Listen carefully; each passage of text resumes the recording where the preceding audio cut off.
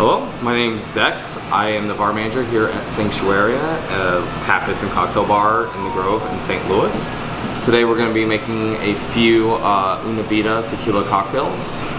Tequila is great, it's great for cocktailing. A lot of people think you can just do a shot, but we think you can do much more with it. The first one's going to be called Getting Figgy With It.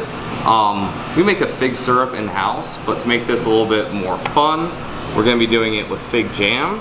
The only thing that you would really have to bring would be a coffee vermouth. So you just put some coffee beans, 1 tablespoon per 250 milliliters, in your vermouth of your choice. You get this nice acidic, roasty, coffee-forward cocktail ingredient that kind of like, a lot of people like coffee liqueurs, they're syrupy, this kind of lets you do more with your spirit.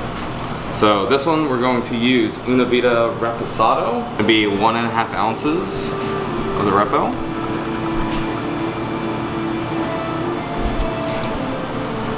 It's gonna have this really fun corn liqueur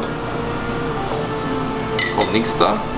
It's the name of the maize they use. It's got a lot of creamy, savory, and spice notes. Kind of ties the coffee and acidity from the vermouth into the fig jam that we'll be using. That's a 1/2 ounce of both of those. And so to make a coffee vermouth, that sometimes happens at the bar, to get the coffee in the vermouth, it's like 3 tablespoons per liter, give or take, and you just let it sit overnight. It infuses right away, gives it nice roasty, dark chocolate notes, whatever, depending on whatever coffee roast you decide on. And then you just strain it. And if you're using whole beans, it's a very easy strain. So, typically we will convert the fig into a syrup, and then we will use like an egg white if we want that same consistency, because it's kind of a pain to measure exactly like 1/2 ounce and be consistent with the drink. So that's a 1/2 ounce in there. And then you don't even have to give it a full muddle, you can just push it around in there. You're gonna be shaking it real hard anyways.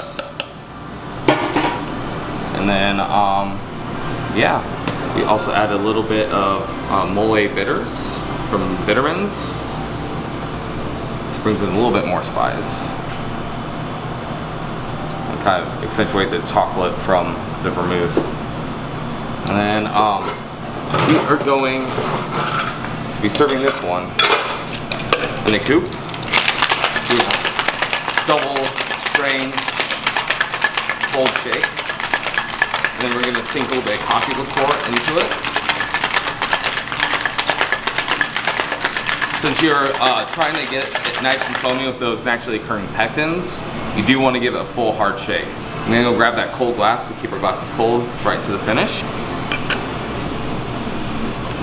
And here we go. Getting figgy with it.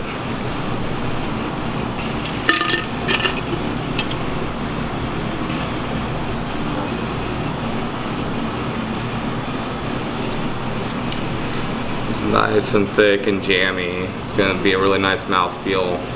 Feels like a meal, nice and earthy, figgy coffee with that oakiness from the Reposado.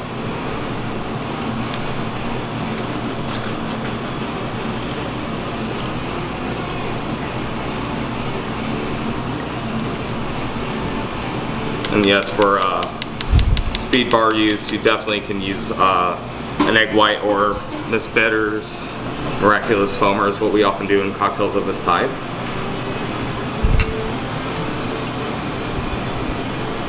And then I prefer things to be a little bit drier, so we're using a dry coffee liqueur from St. George over in California. And then for the garnish, we just add a couple coffee beans. They just float right on top and they look pretty. Let's get figgy with it.